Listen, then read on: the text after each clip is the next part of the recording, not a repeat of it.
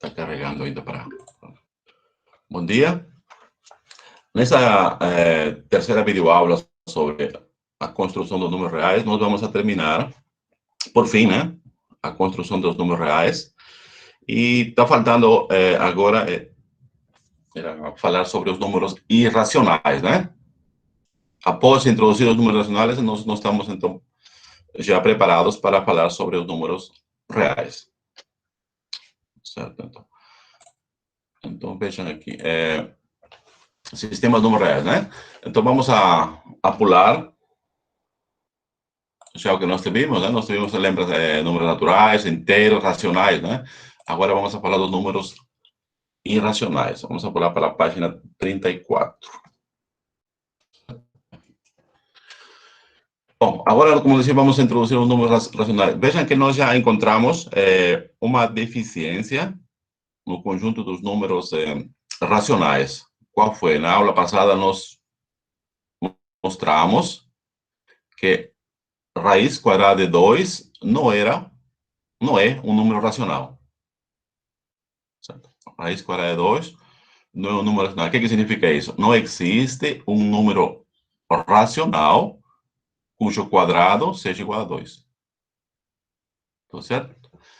O número 2 é simbólico, poderia ser 3, por exemplo. Não existe também um número racional cujo quadrado seja igual a 3, né? Assim, você pode pegar todos os primos, por exemplo, né? Entende, né? Tudo certo. Então, veja, vamos a introduzir a definição do número irracional através dos cortes de Dedekind. Então, vamos primeiro a definir aqui se chamam cortes de Dedekind. Richard Dedekind é um matemático alemão, né, do século passado. Vejamos aqui, né? Definição, né? Nós temos dois conjuntos, A e B, conjuntos que pertencem aos números racionais, né? Esses conjuntos A e B vamos a chamar de cortes dos racionais. Cortes, certo? Sim. Cada classe, vamos chamar esse segundo de classe, né? Cada classe A ou B é um conjunto não vazio. Para começar, né? Os subconjuntos A e B não são vazios. Para começar, né? Cada número racional pertence a uma e somente uma das classes A ou B. Certo? Se você imagina qualquer número racional, então esse número racional vai estar no conjunto A ou no conjunto B. Por exemplo, né? Se A minúscula pertence ao conjunto A maiúscula, né? E B minúscula pertence ao conjunto B maiúscula, então A é menor que B, né? Vejam que esses conjuntos são disjuntos, né? Porque a interseção deles é vazio. Tá certo? Aqui, o terceiro item está dizendo uma coisa que todos os elementos de B são maiores que os elementos de A. Ou seja, se você pega um elemento do conjunto A e um elemento do conjunto B, obtemos que os elementos do conjunto A são menores que os elementos do conjunto B. Certo? O nome que se chama, por exemplo, ao conjunto A, né, com essas propriedades, né, chama-se menor. A dessa classe chama-se menor, né? E B chama-se classe menor. Maior, aliás. B é maior, né? Certo? É o nome que se dá, né? Classe menor e classe maior. Então, a definição aqui introduzida aqui, né?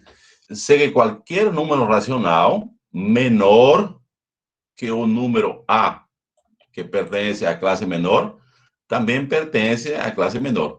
Ou seja, o que significa, né? Se você identificou um elemento, por exemplo, na classe menor, qualquer um, né? Vamos supor que seja 3, por exemplo, né?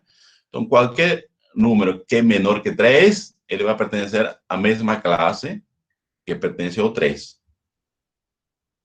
Certo? Isso quer dizer aqui. Analogamente, né? Qualquer número maior que o número B pertence à classe maior. Se você identificou, por exemplo, que 85 ou, vamos supor, 125 sobre 39, por exemplo, né? Pertence à classe maior. Então, todo número maior que esse número também pertence à classe maior. Tá certo? Aqui vamos para ficar um pouquinho mais clara a definição, vamos introduzir dois exemplos, né? Vamos escolher o conjunto A como sendo o conjunto de todos os números racionais A tais que todos os elementos são menores que 2. Certo? Então, o conjunto A são todos os elementos que são menores que 2. E o conjunto B, como sendo o conjunto de todos os números racionais, B, tais que B é maior que 2. Tudo certo? Então, desse exemplo aqui, observem que o conjunto A e o conjunto B, a interação deles é vazio. Tá certo? Porque o único número que eles poderiam ter em comum seria o 2, mas o 2 só pertence ao conjunto B, mas não pertence ao conjunto A, certo? Então, está respeitando o que está aqui.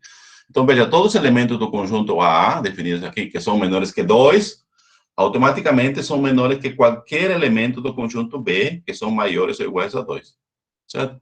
Então, aqui decimos, então, que nós temos aqui um corte de Dedekind, certo? Por exemplo, aqui tem um ele obedece, vamos botar aqui atrás, obedece à definição que está aqui. Tá bom? Mas também nós podemos ter outro corte de Dedekind se escolhemos da seguinte forma, né? Se escolhemos, por exemplo, o conjunto A como sendo o conjunto de todos os números racionais, tais que todos os elementos aqui são menores ou iguais a 2. E o conjunto B como sendo todo o conjunto de todos os números racionais, B, tais que B é maior que 2. Tá certo? Aqui nós também temos um corte de Dedekind. Como podem ver, qual a diferença do primeiro exemplo com o segundo exemplo? No primeiro exemplo, vejam que o conjunto menor, os elementos do conjunto menor são estritamente menores que 2. E os elementos do conjunto B são maiores ou iguais a 2. Agora, no exemplo 2, agora os elementos do conjunto A são menores ou iguais a 2 e os elementos de B são estritamente maiores que 2. No segundo exemplo, também A e B são disjuntos e, portanto, nós temos de novo um corte de Dedekind, certo? Então, eu vou aqui para o chat para ver se tem alguma dúvida, certo? Então, em princípio, observem que qualquer número racional, ele pode ocasionar um corte dos números racionais, certo? Em vez de 2, você poderia escolher o 3, por exemplo, né? Todos os números que são estritamente menores que 3, o conjunto, né? De todos os números que são menores que 3, e o conjunto de todos os números que são maiores ou iguais a 3. Seria um corte de Dedekind. Tudo bem? Por mim, tudo bem. Até aqui tudo bem, professor. Tudo certo, Amanda. Então vamos a continuar. Veja que agora vamos a conhecer o seguinte exemplo. O conjunto E, veja que o conjunto como é formado. É formado por todos os racionais, certo? Tais que, essa aqui é a propriedade, né? Quais, esses elementos que podemos, quais são as propriedades que eles têm, né? Que eles são estritamente maiores que 0 e o quadrado desses elementos é menor que 2. O quadrado é menor que 2. E também o E é uma parte aqui, e união, o conjunto nulo, zero, nulo não, zero, conjunto que contém um elemento zero, e união de todos os números racionais que são negativos. Certo? Esse conjunto é. O conjunto F são todos os racionais, tais que eles são maiores que zero e menores, e cujo quadrado é estritamente maior que 2. Tudo certo? Vejam aqui, o E e o F, de fato, são um corte de Dedekind. Eles fazem um corte de Dedekind, E e F. Se vocês observam E e F, deixa um minutinho, alguém está entrando, pedindo autorização. Tá. Certo, entrou Chandler Bing. Eu assistia The Friends. Chandler Bing não era o nome de um... Esse aqui deve ser o apelido dele, né? Tá. Pronto. Será que temos a presença do ilustre? Qual era o nome do Chandler Bing? Alguém lembra? Alguém sabe? Se me escapou agora. Chandler Bing. Tá. Então, voltamos aqui. Tá certo? Estamos falando que os conjuntos E e F são disjuntos. Certo? Se vocês podem observar pela definição aqui. Só que agora são cortes aqui, né? Só que agora podemos observar uma coisa que não tínhamos nos cortes dos exemplos anteriores. Veja que o conjunto E, esse conjunto aqui, ele é ilimitado superiormente. Veja que todos os elementos dele são negativos, zero, ou, todos os positivos dele, o quadrado de todos os elementos aqui é menor que 2. Tá certo? Então, é um conjunto que é limitado superiormente. Tudo certo? Então, o conjunto é um conjunto que é limitado superiormente. Mas ele não possui supremo. Não possui supremo. E o conjunto F é um conjunto que é limitado inferiormente. Por que limitado inferiormente? Porque o quadrado de todos os elementos é maior que 2. Mas não possui ínfimo. Tudo certo isso aqui? Eu não consegui acompanhar. Tá, vamos lá de novo, né? A definição dos conjuntos E e F tá certo? Tá entendido? Sim. Tá, perfeito. Então, vamos observar aqui. O conjunto E, como podemos observar, é um conjunto que eles formam um corte de Dedekind, isso está claro, né? Mas aí observamos o conjunto E com mais olho clínico. Vemos que o conjunto E, ele é limitado superiormente. Se vocês se lembrarmos a definição de conjunto limitado superiormente, existe uma cota superior, certo? Uma cota superior, tais que, né? Todos os elementos do conjunto E são menores ou iguais a essa cota superior. Tudo certo? Todos os elementos dele são menores ou iguais à cota superior. Por isso que se chama limitado superiormente. Mas, veja aqui, então, veja, aqui esse conjunto E tem infinitas cotas superiores. Uma delas é raiz quadrada de 2, porque se você extrair raiz quadrada aqui, vai ser x menor que raiz quadrada de 2. Então, raiz quadrada é uma cota superior. Você observa que só que raiz quadrada de 2, ele não pertence a conjunto E porque é estritamente menor. Então, você pode dizer também é limitado por 3, por 4, né? Todos maiores que raiz quadrada de 2. Tudo certo? Então, observa que a cota superior, ou supremo, ou a menor das cotas superiores, ele não pertence ao conjunto E. Por isso que ele não possui supremo. E o conjunto B é formado por todos os elementos positivos, tal que o quadrado desses elementos é maior que raiz quadrada de 2. Ou seja, esse conjunto F é limitado inferiormente, mas não possui ínfimo, né? Por quê? Porque a menor das cotas superiores não pertence ao conjunto. O conjunto E são todos os números negativos? Não, Entendi. união, veja aqui. Primeiro, né? São todos os positivos maiores que zero, tais que o quadrado desses positivos é menor que 2. Ou você pode Ok. pensar assim, né? O conjunto é formado por todos os positivos até raiz quadrada de 2, até os números que são menores que raiz quadrada de 2. Tá certo? E aí você vai unir o quê? O zero e todos os negativos. Na Ah, tá, verdade, mais assim, fácil para entender. tá certo, né? E o conjunto F são todos os racionais positivos após raiz quadrada de 2. Tá Mas certo? então, Então, mas veja então, aqui, nesse caso aqui, o número que deu origem aos cortes de Dedekind não é um número racional, é outro número, que nós sabemos que é raiz quadrada de 2. Raiz quadrada de 2 não é número racional.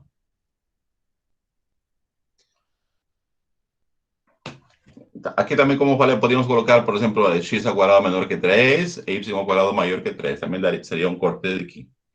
Como a gente provou que o raiz quadrada de 2 não é um número racional, a gente considera mais apropriado colocar menor que raiz quadrada, menor que 2, né? E estritamente maior que 2. Tudo certo? Esse exemplo é para indicar mais uma deficiência dos números racionais. Qual é essa deficiência? Que nem todo conjunto limitado superiormente possui supremo, nem todo conjunto limitado inferiormente possui ínfimo, né? Vamos lá para frente, então. professor, Oi? professor, mas Sim. então no conjunto como é que ele não tem supremo? Eu não entendi. Tá, vamos lá, Porque vamos a voltar. ele não vai com todos os números negativos até 2? Não é T2, veja, aqui é x ao quadrado menor que 2. Certo. Então, quando você extrai a raiz quadrada, que vai ficar x menor que a raiz quadrada de 2. Uhum. Na verdade, não é T2. Seria todos os números, incluindo os negativos, o zero, até menores que a raiz quadrada de 2. Tá bom. E Aí, o conjunto F seria todos os racionais positivos após raiz quadrada de 2. Só uhum. que o número que dá origem ao corte, ele não é número racional. Porque já provamos que a raiz quadrada de 2 não é número racional. Ah, tá. Aí, no caso, por não ser racional, ele não tem Supremo supremo. ínfimo, um supremo ínfimo. Tá bom, Ou seja, obrigado. não possui supremo ínfimo que pertence ao conjunto dos racionais. Tá certo? Tudo certo. Então, só para dizer, aqui, isso aqui é um pouco teórico, mas só para vocês verem, né? Dos exemplos citados acima, nós citamos aqui 3 exemplos, tá certo? Só vou lembrar para vocês. Esse aqui é o primeiro exemplo, onde aqui o corte faz o número, aqui é o número 2 faz o corte, tá vendo aqui o número 2? Ele faz o corte de Kim. Todos os números racionais que são estritamente menores que 2 e todos os números racionais que são maiores ou iguais a 2. E aqui à esquerda, é o segundo. Todos os números racionais que são menores ou iguais a 2 e todos os números racionais que são estritamente maiores que 2. Certo? Tem 2 cortes. E aqui, né? No E, todos os racionais, os negativos e os positivos, cujos quadrados sejam menor que 2. E aqui o F, todos os positivos, cujos quadrados sejam maiores que 2. Então, desses 3 exemplos, vamos a concluir o seguinte. Veja aqui, né? Nós temos que os cortes de Deliquim podem ser de 3 tipos. Primeiro, ou na classe A não existe o maior elemento e na classe B existe o menor elemento. Então, vejamos aqui. Vou voltar de novo, que é o caso daqui está aqui. Na classe A, na menor das classes aqui, não existe maior elemento, porque veja que A é menor que 2. Aqui não existe, nessa classe não existe o menor elemento. No entanto, na classe B existe o maior elemento, que é 2. Aliás, aqui não existe o menor elemento, mas aqui existe. Aqui não existe isso. Aqui não existe o maior. Aliás, desculpa. Aqui não existe o maior elemento. No entanto, na classe B existe o menor elemento. É o que diz aqui, né? Vamos a voltar. Ou na classe A existe o maior elemento e na classe B não existe o menor elemento. Nesses dois primeiros casos aqui, é quando o corte é realizado por um número racional. Então, esse número racional que você disse, então, ou ele pertence à menor das classes ou à maior das classes. Certo? Agora, no terceiro aqui, ou nem na classe menor encontra-se o maior elemento, nem na classe maior existe o menor elemento. Certo? Nos dois primeiros casos, os cortes são originados por números racionais, como acabei de dizer, né? Mas no terceiro caso, o corte é definido por um número, que vamos chamar aqui número irracional. Tudo bem, pessoal? Aqui, esse resumo. Professor, só uma dúvida. No primeiro Hum, exercício, exercício não, no primeiro exemplo, está dizendo assim que o A, ele é menor que 2, certo? Então, ele sim. não existe um supremo. Mas, por exemplo, se o limite, não que seja o limite, mas se é menor que o 2, então, por exemplo, o um não seria o supremo ou o maior número negativo não seria o maior de todos? Será que deu para entender? Ou não? Eu vou tentar. Você falou, por exemplo, no primeiro exemplo, né? Todos os elementos são menores que 2. Aí você falou que um pode ser o supremo, alguma coisa assim. Sim, Veja exato. que, por definição de supremo, o que se chama supremo, como definimos na aula passada, né? Supremo é a menor das cotas superiores. E um não é cota superior, Então. Ok, ok. porque Eu tem estava 1,5, confundindo por com o exemplo. maior número do conjunto. Então, por que que os números negativos eles não podem ser classificados Sim, está como. escrito aí, porque é menor que 2. Tem todos os elementos que são menores que 2, que estão à esquerda, né? Aí vem que é 1,9, 1,8, 1, 0, menos 1, menos 8. Se você tem um conjunto racionais, né? Você tem um corte. O número 2 vai fazer o corte. Aí você fala, eu quero que esse número 2 não pertença ao conjunto A. Então, o conjunto A vai estar formado por todos os elementos que são menores que 2, que estão à esquerda de 2. Aí você não sabe mais qual esse número que estaria bem próximo de 2. Você não sabe isso aí, é difícil dizer. Tá certo? Mas você sabe os outros que estão bem à esquerda. Vamos saber que 1,9 está, 1,8, 1,5, 1, 0, menos 1, menos 4, e assim por diante. Os negativos também, fracionários. Mas todos os números negativos não são menores que 2? Sim, são. São, com certeza são. Essa pergunta diz que esse conjunto é limitado superiormente, mas ele não possui supremo. Os negativos, eles não são cotas superiores. Cota superior é quando esse número é maior ou igual a todos os elementos do conjunto. Por exemplo, se você pegar os negativos, menos 1, por exemplo, né? Existem muitos elementos em A, esse conjunto A, né? Que são maiores que os negativos. O 0, por exemplo. O 0 é maior que qualquer negativo. E o 0 pertence ao conjunto. Além do 0, tem o 1. 1 também é maior que qualquer negativo. Tem 1,5, 1,8. Então, os negativos não são cotas superiores.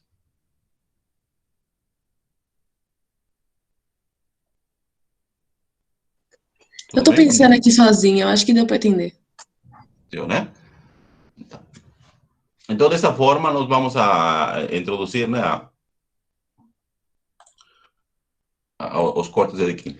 Então, veja que no terceiro caso, então, quando nem na classe menor encontra-se o maior elemento, nem na classe maior existe o menor elemento, então decimos que esse corte é originado por um número que não é racional. Vamos chamar número irracional.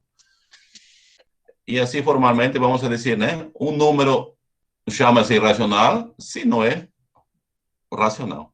Um número chama-se irracional se não é racional. Tá certo? Então, veja, não existe anotação do número irracional. Tem alguns que chamam de I, tem outros que chamam R menos Q, por exemplo, aqui, né, como eu chamei aqui. Mas não existe uma anotação universal, né, que você encontra em todos os livros. Assim, você nota, esse aqui é irracional, como, por exemplo, os naturais, inteiros e racionais, que geralmente existe uma uniformidade para anotação. Agora, para os irracionais, não existe, né? Então, bem, na sessão anterior, né, ou seja, na aula anterior, nós observamos que a raiz quadrada de 2 é um número irracional, certo? Porque nós provamos que ele não era racional. Assim como a raiz quadrada de 2, existem muitos, né? Raiz quadrada de 3, raiz quadrada de 5, raiz quadrada de 6, por exemplo, né? E raiz quadrada de todos os números primos, por exemplo, são irracionais. Veja que, então, existem infinitos números irracionais. Entre eles, os mais famosos que a gente lida já desde idade temprana, né? É o número π, por exemplo, né? O π que é a razão do comprimento com o diâmetro da circunferência, né? Um número constante. E que nós vamos ver um pouco mais para frente, é o número de Euler, né? O famoso E, que é base dos logaritmos neperianos, né? Que é o número irracional 2,71, 82, 81, e assim vai, né? Nós vamos a usar muito esse número de Euler, tanto nessa unidade, como na segunda, como na terceira. Muito. Tudo certo? Vejam aqui, na aula passada, nós provamos que raiz quadrada de 2 é irracional. Então, essa afirmação pode ser feita com relação a qualquer número primo, por exemplo, né? Se P é primo, então raiz quadrada de P é irracional. Eu tenho aqui a prova aqui, eu vou pular essa aqui, só para dar mais agilidade ao avanço da nossa disciplina, né? Mas o processo está aqui, por exemplo, né? Você primeiro vai supor que ele seja número racional. Então, se raiz quadrada de P é número racional, então ele pode ser escrito como uma fração, tá certo, né? E nós decimos que quando você tem uma fração, você pode escrever ele de infinitas formas. Como dizia, né? Por exemplo, 2/5 é uma fração. Se você multiplica por 2, numerador e denominador, você vai ter 4 décimos. Multiplica por 3, né? 6 quinzeavos, por exemplo, né? É a mesma fração. Então, para evitar essa repetição de fração, então você vai dizer, não, eu quero que os números m e n possuem máximo divisor comum igual a 1. Ou seja, eles sejam primos, ou seja, não tenha divisor comum. Primos entre si, né? Certo? Com essa hipótese que está aqui, então você restringe, em vez de pegar 4 décimos, você pega 2 quintos. 2 e 5, por exemplo, são primos entre si. O único divisor comum é 1. Tudo certo? E aqui, obviamente, vai elevar ao quadrado, aqui para se desfazer dessa raiz quadrada, né? Elevar ao quadrado, então você vai ter P igual a M sobre N elevado ao quadrado. E aqui, manipulando, né? Aqui vai ter M ao quadrado sobre N ao quadrado. Ou seja, esse N quadrado que está dividindo vai multiplicar, ou seja, vai ter N ao quadrado P igual a M quadrado. Lembre-se que N e M são primos entre si. Então, tal como foi feito para o caso de raiz quadrada de 2, que você vai supor que é um racional, aí depois com argumentos, você prova que foi um absurdo, né? Que chegou a uma contradição. Portanto, o que você supôs está errado, né? Assim, a mesma coisa que está aqui. Como N e N são primos entre si, o que significa isso? Significa que aqui, esse P que está aqui, ele vai dividir M quadrado. Tá certo? Porque N não divide M, nem M divide P. Então, o único que vai dividir aqui é P. Esse P que está aqui divide M ao quadrado. Se ele divide M ao quadrado, então ele vai dividir M. Então, temos que P divide a M. Ou seja, o que significa isso? Se P divide M, significa que M é múltiplo de P. Como é múltiplo, você pode escrever, então, M como sendo P vezes algum número inteiro. PL, por exemplo, aqui, né? Tudo certo? M igual Partido Liberal. L pertence a Z. E aqui, o que vamos fazer? Vamos a substituir M na igualdade acima, né? Qual a igualdade? A igualdade que está aqui. Você vai substituir aqui. N aqui. Vai substituir aqui, então vai ficar aqui. Vai ficar o quê? Vai ficar a igualdade acima, né? Qual a igualdade que está aqui? Então, veja aqui. N ao quadrado P, aqui, igual M ao quadrado. Mas M foi igual ao quê? PL. Eleva ao quadrado, P quadrado L. Certo? E aqui, simplifica por P, tem a lei de cancelamento, lembra, né? P, temos N quadrado igual a PL quadrado. De novo, né? N e L, então, o P vai dividir o N. Certo? Por que o L não divide a N? Porque o L é um fator comum de M. E lembre-se que M e N eram primos entre si. Portanto, o P divide N quadrado. Se P divide N quadrado, então P também divide a N. Ou seja, P é um fator comum tanto de M como de N. O que não pode ser, porque nós escrevemos que M e N são primos entre si. Portanto, isso mostra que raiz quadrada de P é irracional. Eu falei que ia pular, mas acabamos mostrando, né? Tudo certo? Nossa, bem complicado, mas... Tá, então só para lembrar, né? Professor, pode repetir? Claro, com certeza. Vamos lá. Então, veja aqui, né? Para começar, se vocês entenderam a prova de que raiz quadrada de 2 é número, não é número racional, então a prova de que a raiz quadrada de qualquer número primo, novamente, não é racional, é baseado no mesmo, né? Então, qual é o princípio? Vamos a supor, então, primeiro, que a raiz quadrada de P seja racional. Se estamos supondo que a raiz quadrada de P é racional, então nós podemos escrever nessa forma que está aqui, M sobre N. Então, para que essa notação M sobre N, ou essa fração, seja escrita de forma única, né? Para evitar as repetições, como eu falei, né? Tem a fração 2 quintos, 4 décimos, 6 quinzeavos, né? Na verdade, são as mesmas frações, são escritas de forma diferente.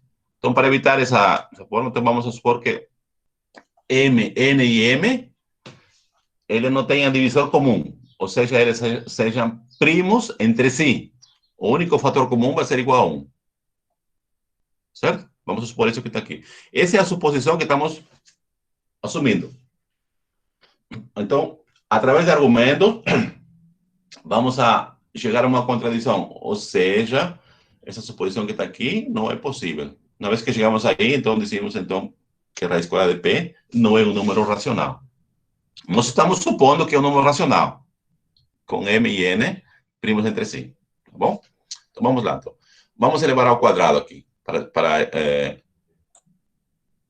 excluir aqui a raiz quadrada, certo? Elevando ao quadrado, o que vai ficar aqui? Aqui fica P, e aqui fica M sobre N elevado ao quadrado.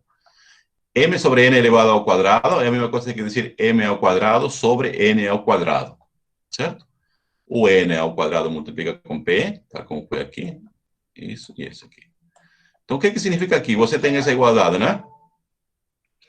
O que significa isso? Aqui, observa que M e N não tem fatores comuns. Então, veja que então, o P que está aqui, ele é um fator para M quadrado. Então, o que significa? Que o P vai dividir M quadrado. Tudo certo? Se P divide M quadrado, então P divide o M. Isso que está aqui. Se P divide o M, significa que P é um fator comum de M. O M é um múltiplo de P. Ou seja, você pode escrever M igual a P vezes um número inteiro. Nesse caso, L, né? Então, M igual a PL. Tudo certo? Então, o que vamos fazer aqui? Esse M que é igual a PL, vamos a substituir aqui. Substituir aqui. Então, substituindo aqui, o que vai ficar? Vai ficar N ao quadrado P, aqui, igual M ao quadrado, que no caso seria P ao quadrado, L quadrado. Tá certo? Cancela por P, que vai ficar N quadrado igual PL ao quadrado. Tudo certo? Aqui de novo, né?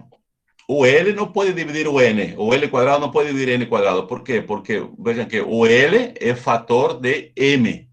E o M com N são primos entre si. Certo? Não existe um fator comum entre eles. Então, significa então que P, ele tem que dividir o N quadrado.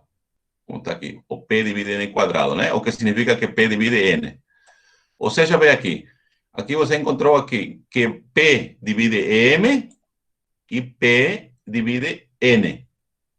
E isso contradiz o fato de que M e N possuem um fator comum, porque nós assumimos que eles são primos entre si. O máximo divisor comum entre eles é igual a 1. Mas, no entanto, com os argumentos, nós encontramos que existe outro fator comum, e esse fator comum é P. Tá certo? Porque P divide N e P divide M. Ou seja, P é fator comum entre M e N. O que é um absurdo. Por que absurdo? Porque M e N são primos entre si. Ao chegar a um absurdo, então dizemos que isso que está aqui não é possível. Ou seja, a raiz quadrada de P não pode ser escrito como um número racional. Ou seja, a raiz quadrada de P não é número racional. E se ele não é número racional, então ele é irracional. Tudo bem? Não sei quem me perguntou. Mas... Deu para entender melhor agora. Melhor agora, certo? E também esses PDFs estão no Cigar, né? Qualquer coisa, dá mais uma olhadinha com mais atenção. E qualquer coisa também podem perguntar de novo. Podem perguntar tantas vezes seja necessário. Tudo certo? Agora, por fim, vamos a chegar à definição de números reais. Como que vamos a defender um número? Veja que nós fomos construindo. Primeiro, intuitivamente, nós definimos o conjunto de números, axiomaticamente definimos o conjunto de números naturais, certo? Os axiomas de Peano. Ali nele introduzimos duas operações, adição e produto. Dizemos que essa operação é fechada. Aí observamos que não era suficiente esse conjunto, né? Possuía uma deficiência e estendemos para um conjunto maior, os inteiros, com as mesmas operações. Só que os inteiros já tinham novos elementos, né? O elemento neutro para adição, o zero, e os elementos opostos, certo? Os negativos. Aí também observamos que tem uma deficiência de conjunto e estendimos a um conjunto maior, que seriam os números racionais. Estabelecemos algumas propriedades e observamos que esses conjuntos racionais também têm uma deficiência. Qual era, né? Nem todos os quadrados de números primos é racional, por exemplo, né? Nem todo conjunto limitado superiormente possui supremo, nem todo conjunto limitado inferiormente possui ínfimo. Então, com essa deficiência, nós vamos agora a definir, por fim, o conjunto dos números racionais. Vamos definir conjuntos racionais como sendo um corpo ordenado. Vejam que corpo ordenado é o racionais também é um corpo ordenado. Então, os reais também vai ser um corpo ordenado, só que vai ter alguma coisa a mais, né? Então, esse corpo ordenado, que vai ser ele vai conter propriamente os racionais, ou seja, todos os números racionais são números reais. Todos os racionais são números reais. Tá certo? Então, contém aqui. E vamos a chamar corpo dos números reais, né? Para o qual vale o resultado, conhecido como cortes de Dedekind. Tá certo? Então, estamos definindo racionais como um corpo ordenado que contém que e vale um resultado conhecido como cortes de Dedekind. O que diz esse teorema, né? Vamos anunciar aqui. Seja o conjunto R dos números reais, se o conjunto é dividido em dois conjuntos não vazios disjuntos, né? Ou seja, o R é a união de A com B. Veja que A e B são disjuntos, né? Porque a interação deles é vazia. Certo? Tais que todos os elementos do conjunto A, aqui coloquei A pertence a A, é menor que qualquer elemento do conjunto B. Perfeito. Então, ou existe um número, estamos chamando aqui sigma, né? Que é o maior entre todos os números pertencentes ao conjunto A, e o conjunto B não tem menor elemento. Ou existe um número sigma que é menor entre todos os números pertencentes a B, e o conjunto A não tem maior elemento. É aquele corte que nós fizemos aquela operação. Então, tá certo? Então, veja aqui. Os números reais, eles se vão... através de um número agora, ele se vai dividir em dois conjuntos, né? O conjunto que nós chamamos de menor e maior. Tá, ok. Esse conjunto menor, ele agora pode conter seu elemento máximo e o B não contém o elemento mínimo. Ou o conjunto A não contém o elemento máximo e o conjunto B contém o elemento mínimo, um deles. Então, significa que esse número que faz o corte, ele vai pertencer obrigatoriamente a um dos conjuntos, que não era o caso, por exemplo, nos conjuntos racionais. Se você escolhe a raiz quadrada de 2, por exemplo, né? Ele não pertence nem ao menor dos conjuntos, nem ao maior dos conjuntos. Aqui sim, a raiz quadrada de 2, ele vai pertencer a um deles. E raiz quadrada de 2, como podem ver, né? Ele vai pertencer a um dos dois conjuntos. Então, essa afirmação de cortes de Dedekind também pode ser mudada por o seguinte observação. Todo subconjunto E dos números reais, limitado superiormente, ele possui supremo. Ou, se ele é limitado inferiormente, possui ínfimo. Tá certo? Agora sim, no conjunto de reais, diz todo conjunto que é limitado superiormente, possui supremo. E todo conjunto que é limitado inferiormente, possui ínfimo, né? Então, para R, vamos a chamar agora R como sendo um corpo ordenado completo. Ou seja, veja que a diferença dos racionais. Os racionais era corpo ordenado, mas não era completo. Agora, além de ser corpo ordenado, ele é completo.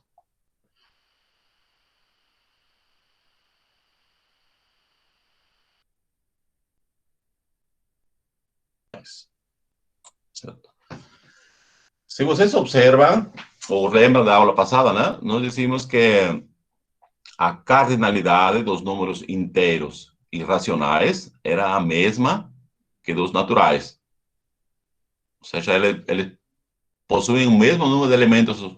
Aparentemente, como eu falei, é um pouco contraditório, né? Como que os racionais têm o mesmo número de elementos que os naturais? Aparentemente, vocês naturais, os racionais têm muito mais elementos, porque tem todos os negativos, tem o zero e tem as frações ainda, né? Mas como que pode ter? Mas prova-se que tem a mesma cardinalidade. Veja que o R também é um conjunto infinito, só que R não é enumerável. Então, a cardinalidade de L, vamos colocar em parênteses, é maior que a cardinalidade naturais. Ou seja, os dois conjuntos são infinitos, tanto os naturais como os reais. No entanto, os reais têm mais elementos que os naturais. É uma coisa bem difícil de visualizar, né? Ou seja, os reais aparentemente têm maior elementos que R. E isso se diz aqui, então, que o R não é enumerável.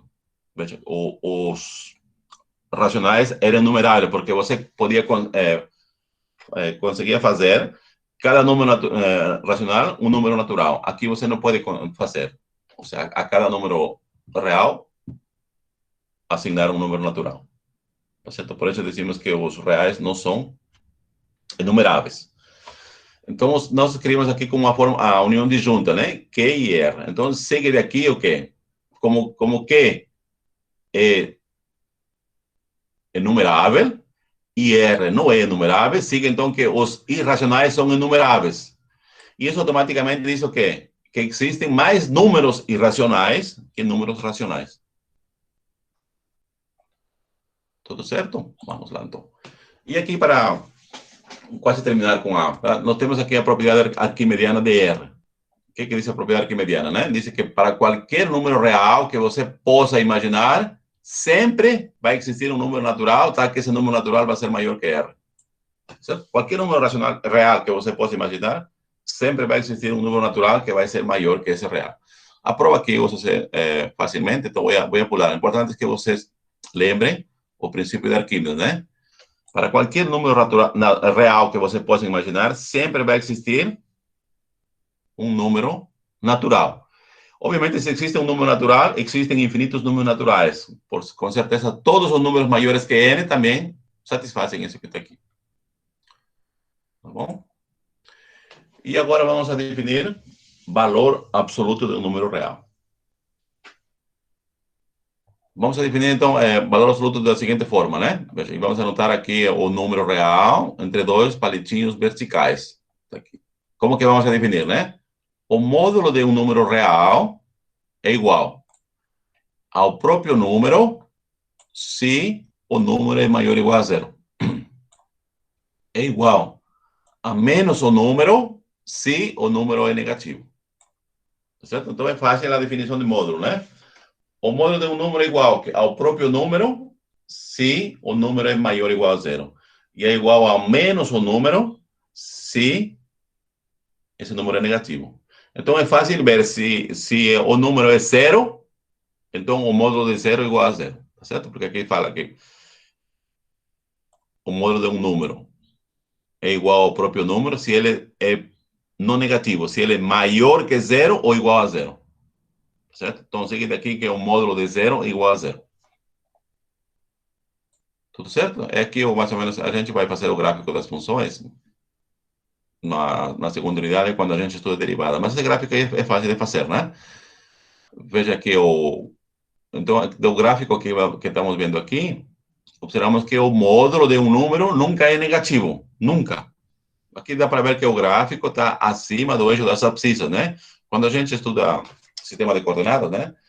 O que está acima do eixo das abscissas corresponde aos y positivos, né? E o que está abaixo, os y negativos. Então, o y nunca é negativo, né? Porque o gráfico está acima. Ele pode ser zero só quando o x é igual a zero. Isso aqui também a gente pode entender essa definição aqui. Nós podemos entender da seguinte forma, né? O módulo de x podemos entender da seguinte forma. Aqui.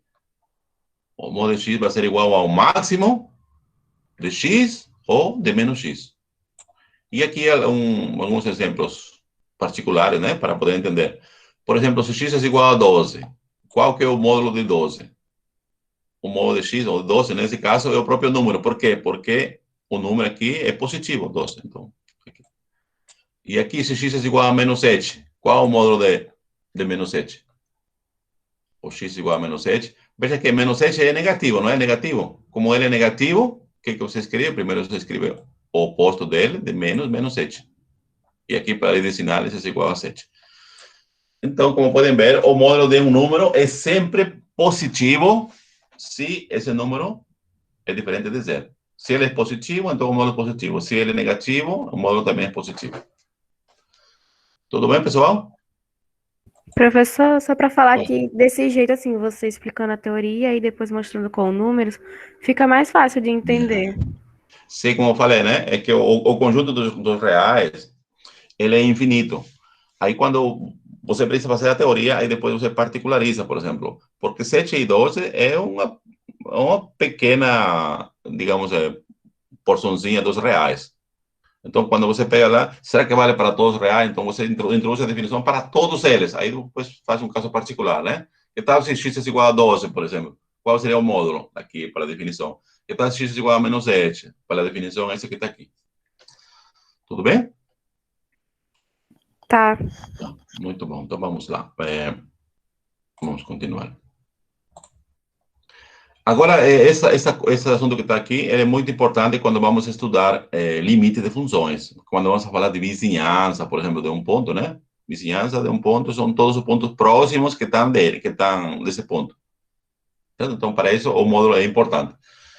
Vejamos aqui, né? Para qualquer número real, qualquer x, né? Vale a seguinte relação. Ou seja, esse número que está aqui, ele vai ser menor ou igual que ao módulo dele, e maior ou igual que o menos o módulo. Aqui, inclusive, não precisa provar nada, né? Porque veja aqui, o x é um número real. O número real pode ser positivo, pode ser negativo, ou pode ser zero. Tá certo? Se x, por exemplo, é positivo, o que acontece? Vamos passar aqui. Aqui, olha. Quando se x é não negativo. Quando é maior ou igual, se chama não negativo, né? Ou seja, ele pode ser zero e maior que zero. Não negativo. Então, o que significa? O módulo de x vai ser o próprio número. Concorda? E aqui eu coloco maior ou igual a zero, por quê? Porque x pode ser zero, então aqui dá zero. Ou se é positivo, então é estritamente maior que zero. Tudo certo? E como o módulo de x é maior ou igual a zero, então o oposto dele, que está aqui, ele é menor ou igual a zero. Concorda? Porque o módulo de x é maior ou igual a zero, então o oposto dele é menor ou igual a zero. E, portanto, veja aqui, né? Se x é maior que zero, então ele é menor ou igual ao módulo. E, como o módulo é maior que menos x, nós temos essa desigualdade. Então, sempre, né? O x é menor ou igual ao seu módulo e maior ou igual a menos seu módulo, né? Se x é maior ou igual a zero. Agora, se x fosse negativo, por exemplo, aqui, né? Como um caso, se x é negativo, ou seja, se o número real fosse negativo, qualquer número real negativo, né? Então, o que significa? O módulo desse número sempre vai ser maior ou igual a zero, né? Na verdade, aqui seria maior que zero. Não colocou maior ou igual a zero porque o x pode ser zero. Na verdade, seria maior que zero. E o x, como é negativo, ele tem que ser menor que o módulo, né? Porque seu módulo é positivo. Como o módulo de x é igual a menos x, por que colocou aqui menos x? Porque o x é negativo, né? Por definição de módulo. O módulo de x é igual ao oposto desse número se esse número é negativo. Está aqui. Ou, aqui multiplica por menos os dois, aqui fica menos módulo de x igual a x. Certo? E aqui segue, então, essas desigualdades que está aqui. Então, o importante é que vocês lembrem, né? Isso aqui, essa desigualdade. Para qualquer número real, qualquer, vale essas desigualdades que está aqui. Beleza? Vamos lá. Mas, geralmente, né? Nós vamos agora a compartilhar um pouquinho o PDF e compartilhar a lousa virtual, mas antes disso, veja aqui, né? Mas, geralmente, se nós temos aqui o módulo de x é menor que y, o que significa isso que está aqui, né? Se a gente quer resolver essa desigualdade, por exemplo, o y que está aqui é qualquer número positivo. Tá certo? Em matemática, geralmente, quando se estuda infinitesimais, se usa essa letrinha grega, né? Epsilon, que significa um número positivo, mas suficientemente pequeno, né? Então, o que significa isso, por definição de módulo? Então, isso aqui implica o seguinte, o x... Deixa eu ver, alguém está entrando? Não me parece. Sim. Joab. Vamos lá.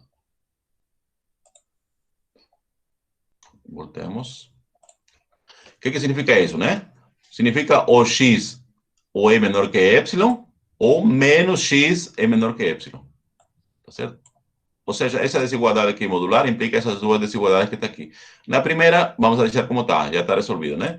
E na segunda, você, para resolver isso aqui, nós multiplicamos por menos 1.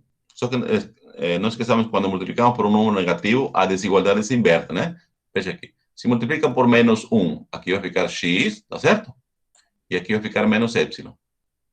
Então, aqui a desigualdade que era aqui menor vai ser maior. Então, vai ficar x maior que menos epsilon. Então, de um lado, você tem x menor que epsilon, está aqui. E do outro lado, x maior que menos epsilon. Então, essa desigualdade aqui, módulo de x menor que epsilon, é equivalente a dizer essa expressão que está aqui. Tá certo? Para todo x e epsilon estritamente maior que zero. Tá bom? Tá certo? Então, doravante, quando a gente vai encontrar esse módulo de x menor que epsilon, é equivalente a dizer essa desigualdade que está aqui. Portanto, indo um pouquinho mais longe, né? Quando temos essa desigualdade aqui, x menos y por módulo menor que epsilon. O que vai significar? A gente pode escrever como está aqui. Veja aqui. Eu não escrevi aqui, mas vou escrever aqui. Esse aqui seria equivalente a dizer x menos epsilon menor que epsilon e maior que menos epsilon. Tá certo? Isolamos o x. Então, somamos mais y às duas desigualdades. Então, nós obtemos essa expressão que tem. Certo? E essa desigualdade vale para todo x, y e epsilon. A todo x pertence real e epsilon estritamente positivo. Tudo certo? Então, antes dessa propriedade, vamos a descompartilhar. Vamos a descompartilhar aqui o PDF e vamos a resolver algumas inequações que envolvem módulo. Deixa eu ver aqui, vamos a parar a apresentação. E vamos a tentar aqui a lousa virtual, só um pouquinho aqui.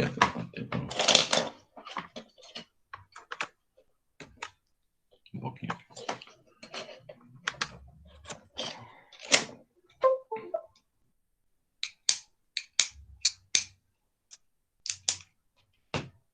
Vamos ver se vai dar certo agora.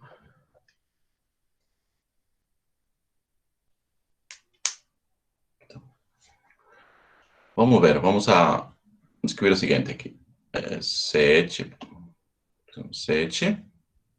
módulo de x menos 2 mais 4 igual 3 módulo de x menos 2 e mais 5, por exemplo. Certo? Aqui. Vamos tentar resolver encontrar essa solução dessa equação, por exemplo, né? Vejam que módulo de x mais 2 aparece aqui e aparece aqui. Certo? Então, módulo de x mais 2, ele pode ser zero ou pode ser positivo, né? Então, podemos interpretar isso como se fosse uma variável aqui. Como se fosse uma variável. Então, o que vamos fazer? Vamos resolver praticamente uma equação de primeiro grau, né? Sendo essa variável. Então, o que vai ficar aqui? 7 menos 3, aqui vai ficar 4 módulo de x menos 2. Certo? Assim. E aqui vai ficar igual, vamos a passar esse 4 para o segundo membro com sinal negativo, né? Então, vai ficar aqui, vai ficar 1. Não é certo? Então, aqui, nós temos aqui x menos 2 igual a 1/4.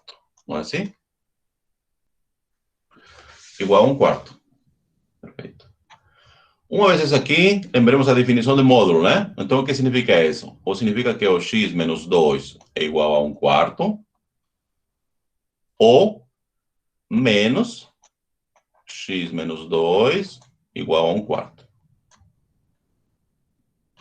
Da primeira equação, é fácil encontrar o x. X vai ser igual a 1/4 mais 2. Ou seja, isso aqui vai ser igual a 9/4.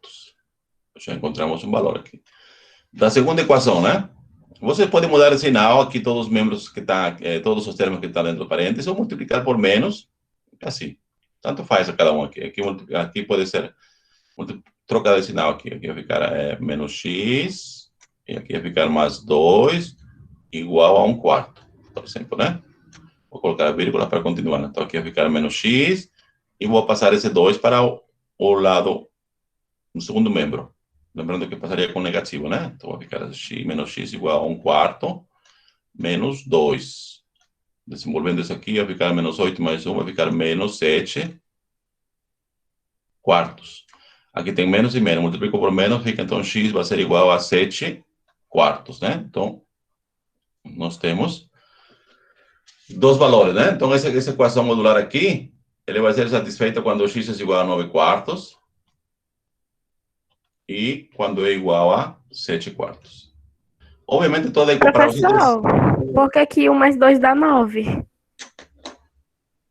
1 mais 2? Onde está 1 mais 2? Aqui nessa parte do x, que é 1 quarto mais 2, aí ficou 9 quartos. 4 vezes 2, 8. Mais 1, 9. Ah, tá. E aqui embaixo, 1 quarto menos 2, aqui daria menos 8, mais 1, dá por isso dá menos 7. Tudo bem? Tá. Agora, vejam aqui, quando vocês encontrar a solução, vocês precisam verificar, né? Então, vamos a verificar aqui. Ou você verifica em todo isso que está aqui, ou aqui no simplificado aqui. Vamos a simplificar. Então, quando x é igual a 9 quartos, então você vai ter assim, módulo de 9 quartos menos 2, não é assim? Vamos ver o que queda aqui. Aqui tem módulo 9 menos 8 sobre 4, né? Assim. E aqui vai dar módulo de 1 quarto. Mas 1 quarto é número positivo, né? Então, esse aqui vai ser 1 quarto. Então, de fato, esse aqui está correto. Agora, vamos a verificar os 7 quartos. Então, temos aqui módulo de 7 quartos menos 2. Isso aqui tem que ser 1 quarto, né? Então, aqui seria 4 vezes 7 menos 8. Aqui vai dar 7 menos 8 sobre 4. 7 menos 8 dá menos 1, né? Menos 1, vamos pegar menos 1 sobre Então, 4.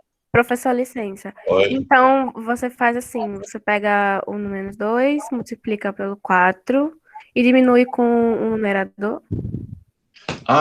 Vamos lá, certo. Deixa eu terminar aqui. Então, aqui está 1 quarto. Assim, veja, quando você tem... na verdade, esse aqui é soma de frações heterogêneas, né? Aqui, vamos escolher aqui. 1 quarto mais 2. 1 quarto mais 2, né? Eu quero somar isso aqui. Então, vamos colocar uma fração. Essa aqui tem 1 quarto mais... O 2 pode escrever assim, 2 sobre 1, certo? E aqui, como você procede? Você procede a encontrar o mínimo múltiplo comum dos denominadores. Aqui tem o 4 e 1, né? O mínimo múltiplo comum de 4 e 1 é 4. Mínimo múltiplo comum, né? 4. O que você faz? Esse 4 aqui divide com o primeiro denominador. 4 dividido por 4 dá 1. 1 mais 1, 1. E multiplica pelo numerador. 1 vezes 1, aqui dá 1. Certo? Mais 4 dividido por 1 é 4. 4 vezes 2, 8. Agora sim, né? O número 1 mais 8 dá 9 sobre 4. Vamos fazer outro exemplo aqui. 2 terços, por exemplo, mais 5 meios. Certo? Assim, por exemplo, né? Você quer somar isso aqui. Mínimo múltiplo comum é 3 e 2. Mínimo múltiplo comum, que seria aqui, seria 6, certo? Nesse caso, seria o produto 6. O que faz? 6 dividido por 3, dá 2. 2 vezes 2, 4. Mais 6 dividido por 2, dá 3. 3 mais 5, 3 vezes 5, 15.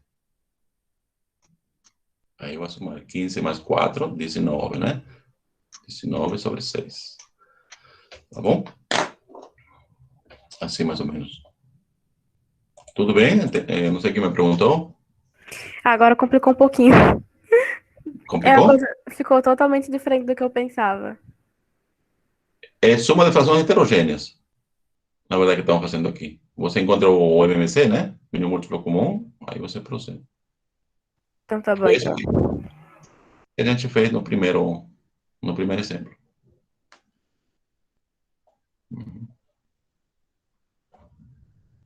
Ou também tem outra forma de fazer, né? Que por exemplo, aqui, para quando você tem frações homogêneas, ou você tem o mesmo denominador, é fácil. Você coloca o mesmo denominador e soma ou subtrai os numeradores, né? Dependendo do sinal, né?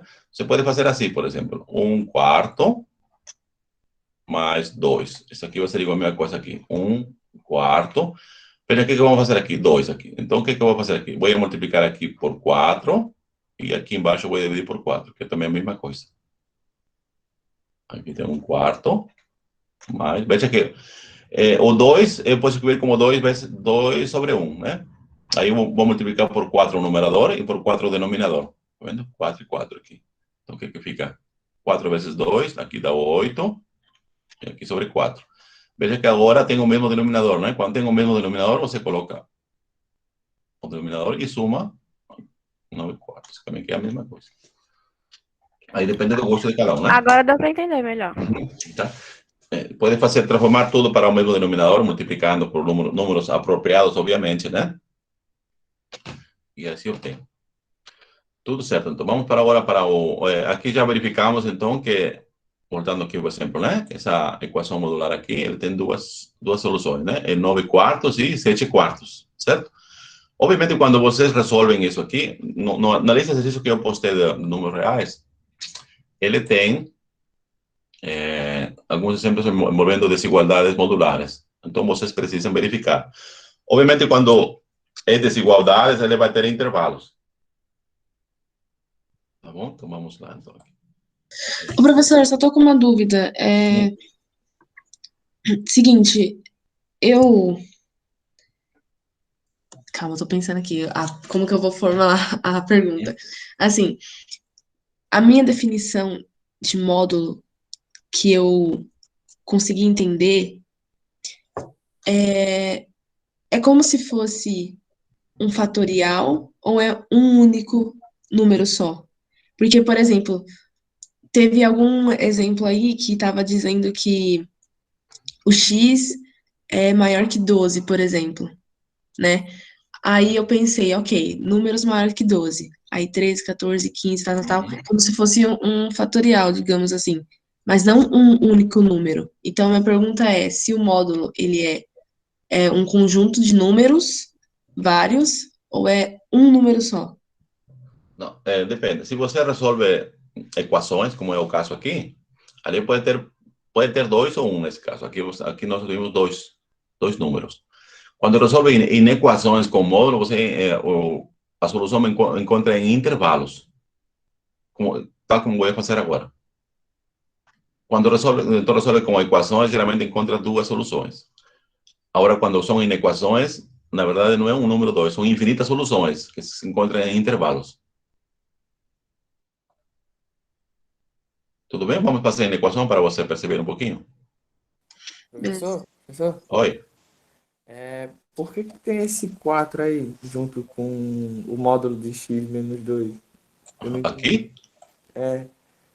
Porque foi que eu coloquei. Eu escrevi a equação dessa forma. Podia ser 3, podia ser 8. Estou resolvendo para 4. Tá, aí deixa ela igual a 1. É isso? Como? Aí o senhor deixar ela igual a 1. Não, depois, é que esse 4 que está aqui, né? Ele vai passar no segundo membro, só que quando passa com o segundo membro, passa com sinal trocado, né? Sim. Vai passar com menos 4. Então vai ficar 5 menos 4, você ficou 1. Aqui. E o mesmo acontece com 3 ali? Aqui esse 3 que está aqui, 3 vezes x menos 2, né? Módulo x menos 2, eu passei para o primeiro membro. Quando passa para o primeiro membro, passa com negativo. Por isso ficou 7 menos 3, ficou 4. 4 vezes módulo de x menos 2. Tá, entendi. É como, eu estou interpretando módulo de x menos 2 como fosse uma variável. Podemos dizer que essa aqui é y, por exemplo. Uma variável qualquer. Então, vou ter 7y menos 3y, que seria 4y. Aí, lembra, o que foi y? Y foi módulo de x menos 2. Aí, volta para a variável original. Entendi. Bom, agora vamos resolver uma onda de desigualdade para ver se a Camila vai ficar um pouquinho mais clara. Certo? Isso aqui, por exemplo. Vamos resolver a seguinte desigualdade. Uma simples, por enquanto, né? X menos 3 menor que 4, por exemplo, né? Isso aqui é uma inequação que envolve módulo, né? Nós queremos encontrar todos os x tais que o módulo de x menos 3 seja menor que 4. Tá certo? Aqui nós já vimos o que nós vimos no seguinte, né? No PDF que nós mostramos agora. O módulo de x menor que epsilon, por exemplo, aqui. Epsilon é um número arbitrário positivo, não? Essa aqui é a mesma coisa que era x menor que epsilon e x maior que menos epsilon. São equivalentes, certo? Você pode escrever assim. Então, vamos escrever isso que está aqui, a mesma coisa, né? Então, só que aqui eu não tenho x, eu tenho x menos 3, mas isso não impede que, então, você vai escrever assim, x menos 3, de um lado, ele é menor que 4, e do outro lado, ele é menor que 4, certo? Esses aqui são equivalentes. Ou pode escrever assim ou assim, certo? Já ficou mais fácil aqui. Aqui tem duas desigualdades, na verdade, né? Então, veja aqui. Então, o que vamos fazer aqui? Veja, quando nós estudamos as propriedades dos números racionais inteiros, né? Tem aquelas leis, né? Que se um número é maior que o outro, então, se você soma ou subtrai um mesmo número, a desigualdade permanece. Então, o que vamos fazer aqui? Vamos a somar a todas as desigualdades mais 3. O que significa isso? Significa que tem menos 4, mais 3, x, aqui tem menos 3, sumo mais 3, e aqui no último tenho 4, e sumo mais 3. Só um minutinho aqui, vou olhar.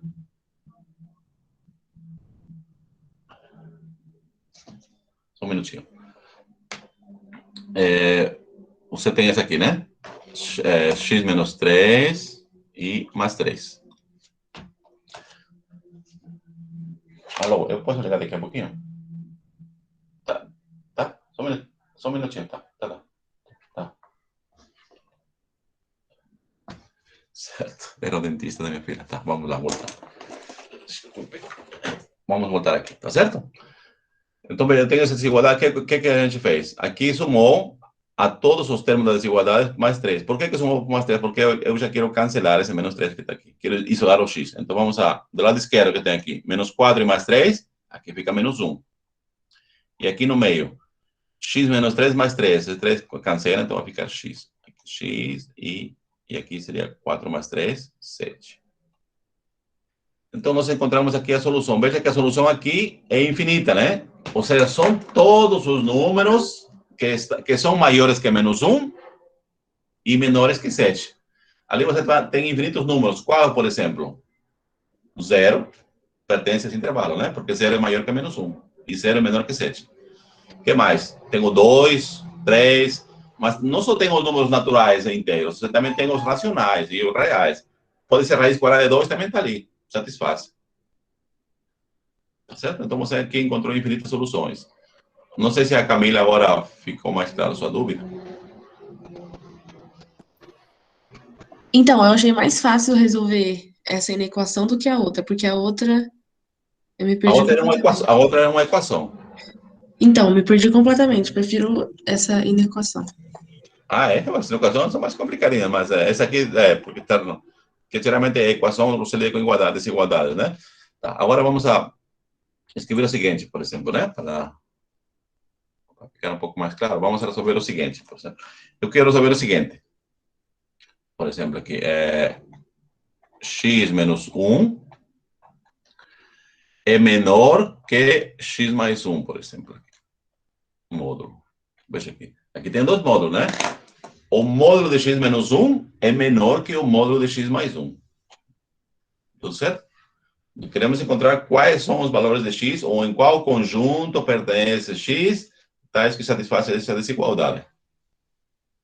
Tudo certo? Aqui não existe uma definição única ou um método único, né? Eu já vi resolver equações por vários métodos, né? Então, aí cabe ao aluno...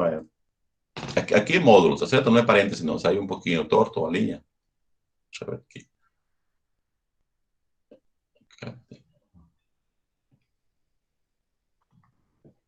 Saiu. Aqui saiu um pouquinho torto, mas é vertical, módulo, tá certo? Como que vamos resolver isso aqui? Então, o método que eu aprendi, e acho que é mais fácil, então vamos fazer o seguinte, né? Então, aqui vamos encontrar os famosos pontos críticos. Vamos chamar aqui pontos aqui que vamos chamar pontos críticos, para começar, né? Pontos críticos.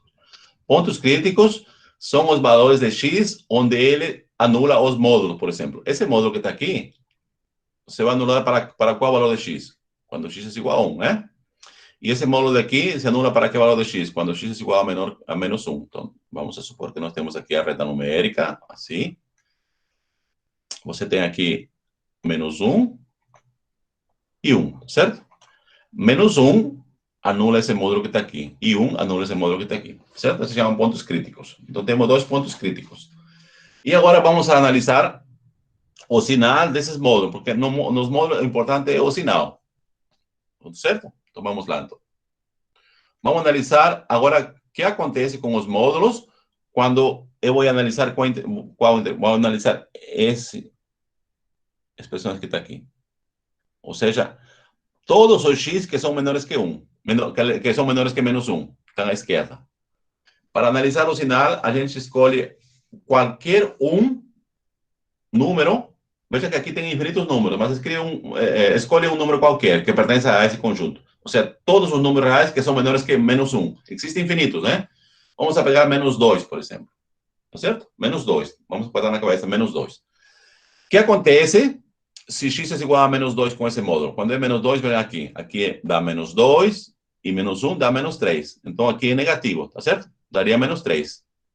Como é negativo, então, o que vamos a colocar aqui? Menos x mais 1. Vou trocar de sinal. Isso vai ficar aqui menor. E agora aqui, quando x é igual a menos 2, aqui, menos 2 e mais 1 dá menos 1, tá certo? Também negativo. Então, aqui vou trocar de sinal também. Aqui dá menos x e menos 1. Tudo certo? Eu estou analisando se nesse conjunto aqui que está à esquerda de menos 1 é conjunto solução dessa equação. Mas para todos os pontos que estão à esquerda de menos 1, veja que o que está dentro do módulo é negativo. Todos os que estão dentro do módulo é negativo, tanto daqui como aqui. Como dentro do módulo está negativo, então, por definição, o quê? Vou trocar de sinal, né? Isso aqui e aqui. Fica aqui. Então, resolvendo o que está aqui. Esse menos x que está aqui, ele vai passar para o lado esquerdo. Então, vai ficar assim, menos x mais x. Tá certo? E aqui, menos x, aliás. Menos x mais x. E aqui vai ficar 1 menor que menos 1. Certo? Menos x mais x aqui vai dar 0, né? Então, vai ficar 1 menor que menos 1. Então, veja aqui. Eu estou analisando nesse conjunto que está à esquerda de menos 1. Então, se existe uma solução, tem que estar nesse conjunto que está aqui. Mas vejam, quando eu peguei um elemento arbitrário, o que aconteceu? Obtive uma equação que 1 é menor que menos 1. Isso aqui é impossível. 1 não é menor que menos 1. Então, significa que nesse conjunto aqui não existe solução. Aqui não temos solução. Por quê? Porque quando vamos a resolver nesse conjunto, ou seja, para todos os pontos que estão à esquerda de menos 1, não chegou aqui um absurdo. Vendo aqui? Chegou que 1 é menor que menos 1. Que não pode ser. Tá certo? Então, decimos que nessa parte aqui não tem. Agora vamos a essa parte que está aqui. O conjunto de todos os pontos que está entre menos 1 e 1, né? E aqui vou escolher um representante qualquer para ver o sinal. Por exemplo, vamos escolher o 0. Tá certo? 0. Se é 0, o que acontece aqui? Vamos ver se é 0. Qual é o sinal aqui? Aqui tem 0 menos 1, dá menos 1. Também é negativo, né? Como é negativo, então vou trocar o sinal. Aqui dá menos x e mais 1. Tá certo? Menor. Agora, o sinal do segundo aqui, quando é 0, 0 mais 1 dá 1, é positivo. Então, aqui não vai mudar o sinal. Aqui vai ficar x mais 1. Tá certo? Então, o que observa aqui? Aqui vamos a deixar aqui as variáveis no segundo membro. Esse menos x que está aqui, vou passar para o segundo. Se você quer, vou passar para o primeiro, esse aqui. Mas vamos passar para o segundo. Aqui vai ficar x mais x, vai ficar 2x. E aqui, esse 1 vai passar ao lado esquerdo, vai ficar com menos 1. 1 menos 1 aqui vai ficar 0. Tá certo? Então, daqui cancelo por 2, vai ficar aqui que é o 0 é menor que o x. Tá certo? Ou o x é maior que 0. Tá certo? Então, veja aqui. A gente estava analisando nesse intervalo, de menos 1 até 1, não é? Só que a solução foi de x maior que 0. O que significa, então? Que eu já tenho a solução aqui. Vamos escrever aqui. Então, de um lado, o que eu vou ter? que x vai ser maior que 0, porque deu essa que está aqui, e vai ser menor que 1, porque analisamos nesse intervalo. Tudo certo? Tá. Nós já temos aqui uma parte. Agora vamos analisar aqui. Ou seja, vamos escolher todos, analisar esse conjunto que estão à direita de 1, né? Todos os x que são maiores que 1. Certo? E aqui também tem infinitos pontos. Escolhemos 1 arbitrariamente, né? Vamos escolher 3, por exemplo. O que acontece é o sinal, quando é 3. Quando é 3, aqui tem 3 menos 1 dá 2. E 2 é positivo, então não vai mudar de sinal. Então tem aqui. Vamos escrever aqui. Aqui vai dar 2. Não vai dar 2, não. É positivo 2. Então vai dar x menos 1, né? Porque sinal maior ou igual. Ou menor ou igual. Menor. Deixa eu trocar aqui, apagar essa. Aqui.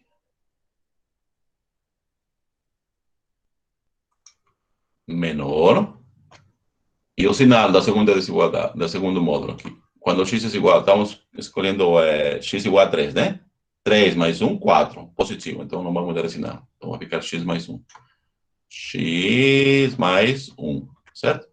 Esse x que está aqui passa para o lado esquerdo com negativo. Vai ficar x menos x, vai dar 0, né? 0. E aqui tem menos 1, menor que 1. E de fato, menos 1 é menor que 1. Ok.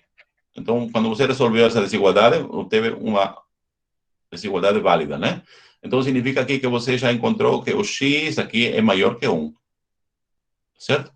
Então, na verdade, você encontrou aqui x maior que 0 e menor que 1 e x maior que 1. Vamos ver o que acontece com 1. Será que 1 é solução? Vamos contar aqui. Para poder incluir aqui, então. Quando é 1, o que acontece com 1? Quando x é igual a 1, aqui você vai ter 0, né? 0 aqui lado esquerdo. E aqui, quando é 1, 1 mais 1, 2. Então, 0 é menor que 2. Perfeito. Então, aqui já podemos escrever a solução. Então, a solução e 0. E se é 0, também vale quando é 0. Quando é 0 não vale, não. Por que não vale? Porque se x é igual a 0, aqui dá menos 1, certo? E aqui dá 1. Módulo de menos 1 é 1. 1 não é menor que 1. Então, já podemos escrever a solução da seguinte forma, né? Então, x é maior que 0 e aqui vou usar a palavra infinito aqui. Ainda não defini, mas vou definir aqui, está aqui. Tá certo? Então, significa que essa desigualdade é válida para todo x maior que 0. Vamos a descer um pouquinho para poder aqui. Tudo certo? Essa desigualdade? Ficou mais ou menos claro? Nossa senhora, essa conta aí, pelo amor de Deus, né? Não, ficou muito grande. O, Na minha cabeça eu tava substituindo o X só por outros números, ao invés de fazer essa conta. sim, sim. Quando você resolve desigualdade, você tem que achar conjuntos, né? Na verdade, soluções. Não números particulares. Você pode verificar para alguns certos números, né? Mas tudo bem, vamos a voltar também isso aqui, se necessário, quando você tenta resolver a lista, tem alguns exercícios com módulo, né? A gente volta isso. Professor? No caso dessa daí, a pessoa ela arranja uma forma, pelo que eu entendi, você muda o valor de x para se aproximar do número que está acompanhando ele, é isso? Sim, o importante, como eu falei, quando estuda módulo, né, é importante saber o sinal da expressão que está dentro do módulo. Como aprendimos, se a expressão que está dentro do módulo é positiva, então o módulo dessa expressão é a própria expressão. Aí você tira o módulo simplesmente. Se o sinal da expressão algébrica que está dentro do módulo é negativa, aí você precede com o sinal menos. Então, todas essas análises foi feito para saber qual é o sinal dos dois módulos. E uma forma de saber o sinal é usando os pontos críticos, né? Como podemos aqui. Aqui tem dois pontos críticos, né? É 1 e menos 1. Ou seja, são os pontos onde as expressões algébricas dentro do módulo se anulam. Essa expressão algébrica aqui, ele se anula quando x é igual a 1, porque 1 menos 1 dá 0. E essa aqui se anula quando x é igual a menos 1. A partir dali, é como se todo o conjunto real se divide em três intervalos. Os que estão à esquerda de -1, os que estão entre -1 e 1, e os que estão maiores que 1. E aí você tem que analisar o sinal em cada um desses intervalos. Como foi analisado aqui, né? Ô, professor, os números vão ser infinitos a partir do momento em que tiver uma inequação? Geralmente sim. Ah, Porque é ok. intervalo, né? Certo. Eu vou definir agora intervalos, aí vai ficar um pouquinho mais claro. Eu devia ter feito o primeiro intervalo, mas tudo bem. Dá para fazer também. Eu vou compartilhar a lousa e vamos voltar para o PDF.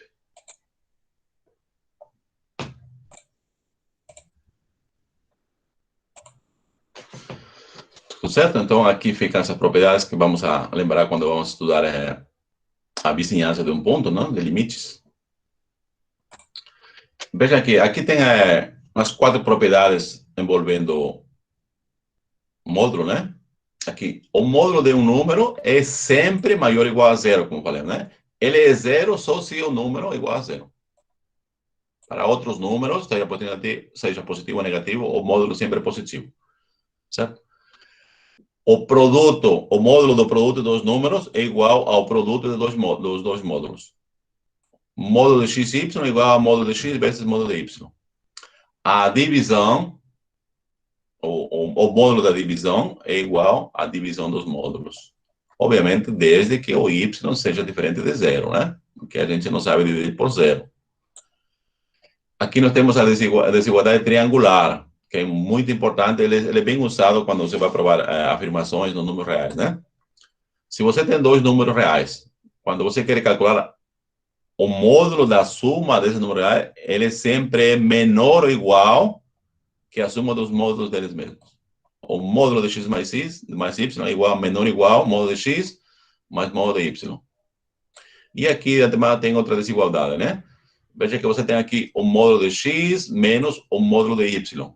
Então, essa expressão que está aqui, módulo de x menos módulo de y, ele pode ser positivo ou pode ser negativo, ou pode ser zero. Então, quando você pegar o módulo, essa expressão, módulo geral aqui, ele vai ser menor ou igual que o módulo de x menos y. Obviamente, todas essas propriedades precisam ser provadas, né? E nós, aqui no PDF está a prova. Eu vou pular essas provas, porque quero falar mais de intervalos e do infinito. Certo? A prova aqui está bem detalhada, eu tentei ser mais explícito, né, para vocês poderem entenderem, e analisei os casos quando x é maior que 0, o que acontece no produto, por exemplo, né, quando x é menor que 0, y é maior que 0, para ver todos os casos, e, de fato, para ver que o módulo do produto dos números reais é igual ao produto dos módulos desses números reais. A mesma coisa com a divisão, né? E também aqui demonstramos para o caso da desigualdade triangular. Todos os passos que está aqui, né? E para a quarta propriedade também. Esse aqui. Tá certo? Deixo aqui o PDF, porque nós temos mais coisas para fazer, para explicar. Aí vejo que o tempo já foi, inclusive, né? Então, para terminar, tá bom? Então, vamos rapidamente. Vamos definir agora uma classe de subconjuntos de R, chamados de intervalos limitados. Intervalos limitados, né? Então, dados dois números reais, C e D, com C menor que D, por exemplo, né? Então, vejam aqui. Essa notação que está aqui, intervalo CD, o que significa aqui? Isso significa o conjunto de todos os pontos reais, tais que, quais são as propriedades dos números reais? Com a propriedade seguinte, que o x vai ser maior que C e x menor que D. Então, doravante, quando nós temos essa desigualdade que está aqui, significa que vai ser um intervalo aberto. Veja que aqui chamamos intervalo aberto, né? Porque ele não contém os extremos. Está vendo aqui? O x é maior que C e o x é menor que D. Mas pode acontecer que temos um intervalo fechado à esquerda, por exemplo, que é o caso, né? Aqui, nesse caso aqui, esse intervalo fechado à esquerda, C e D, é aberto em D, né? É o conjunto de todos os pontos, os números reais, tais que o x é maior ou igual a C, aqui ele contém o extremo, né? E é estritamente menor que D, certo? Mas pode acontecer também que o intervalo seja fechado à direita, como o caso que está aqui, né? Então, esse aqui vai ser o conjunto de todos os pontos números reais, tais que x é estritamente maior que C e menor ou igual a D. ou podemos ter conjuntos fechados, né? Simplesmente aqui se chama intervalo fechado. Quando o intervalo fechado à esquerda e à direita, não, se chama simplesmente fechado. Ou seja, esse intervalo aqui, ele contém os extremos, tá certo? Ou seja, os elementos podem ser os extremos, nesse caso aqui, ó, x maior ou igual a c e x menor ou igual a d. Nos nossos casos que vimos no exemplo que acabamos de analisar, né, eram conjuntos abertos. Não continham os extremos. Tudo bom? Tá. Agora nós introduzimos os símbolos mais e menos infinito, né? Para indicar mais infinito e menos infinito, respectivamente. Observe que mais infinito e menos infinito não são números, são notações que se introduzem para indicar números grandes, que são ilimitados, que não números, são limitações que, por mais que você pense um número que você acha que é grande, sempre vai ter um número maior que ele. Então, mais e menos infinito não são números, são representações de algumas coisas maiores, né? Muito maiores que a gente possa pensar. Então, a extensão, algumas vezes, quando queremos incluir os números reais com os infinitos, né? Nós vamos colocar uma barrinha. Então, esse R, barrinha, acima, né? Vai ser formado pelo conjunto R e pelas notações mais e menos infinito. Tá certo? Geralmente, quando se escreve esse R que está aqui, simplesmente é o conjunto dos reais. Está excluindo os infinitos.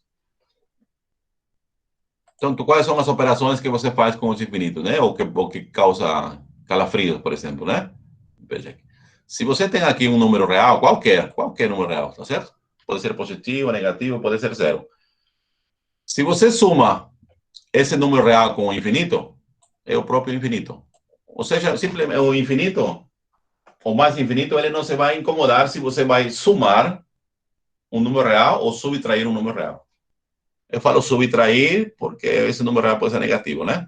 Então, ele permanece mais infinito. A mesma coisa se você subtrai, por exemplo, aqui, né? Se você tem aqui o x e subtrai com mais infinito, né? O resultado vai ser menos infinito. Aqui, se você tem menos infinito, aí você vai adicionar um número real, ele continua sendo menos infinito.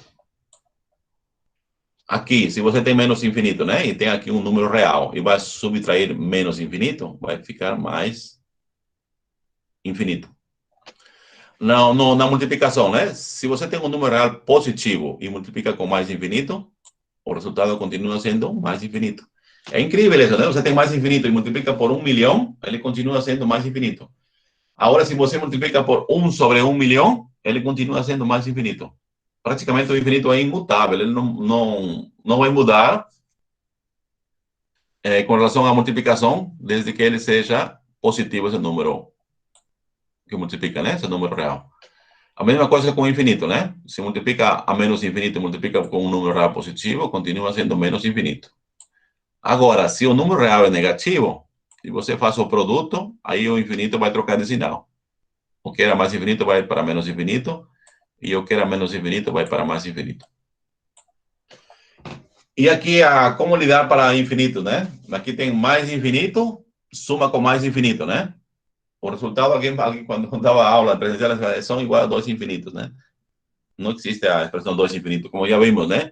O infinito multiplicado por um número real positivo continua sendo infinito, né? Então, isso que está aqui vai ser mais infinito. A mesma coisa acontece com o produto. Quando você multiplica uma expressão mais infinito com mais infinito, o resultado vai ser mais infinito. E aqui é a mesma coisa, né? O produto de 2 menos infinito vai dar mais infinito. Aqui. E aqui, por fim, temos aqui o quê, né? Se você soma 2 menos infinitos, menos infinito com menos infinito, é a mesma coisa que dizer mais infinito vezes menos infinito. Alguém pode perguntar, e se você soma mais infinito e menos infinito, por exemplo, né? Mais infinito e menos mais infinito.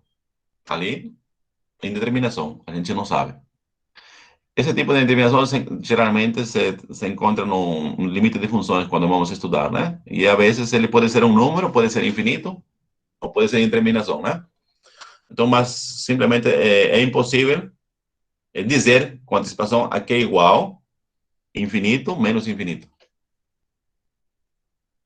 Tudo certo? E aí, para terminar agora, aqui nós podemos agora definir intervalos infinitos, por exemplo, que significa esse intervalo aqui? De menos infinito até o número C. Significa todos os números reais, tais que o x é estritamente menor que C. Ou seja, se queremos ver todos o conjunto de todos os elementos que estão à esquerda de C, você pode notar com esse intervalo que está aqui. E, analogamente, se você quer incluir, por exemplo, aqui o C, o intervalo fechado que quer incluir, então aqui simplesmente coloca x menor ou igual a C. E aqui, analogamente, aqui tem C, aberto em C, até mais infinito. Aqui significa que são todos elementos x estritamente maiores que C. Assim, decimos que o próprio R é considerado como um intervalo dessa forma que está aqui. Veja que ele não contém os extremos, né? E isso se chama, por isso que a reta R costuma se chamar como reta numérica. Tudo certo? Então, com isso, nós terminamos a construção dos números reais.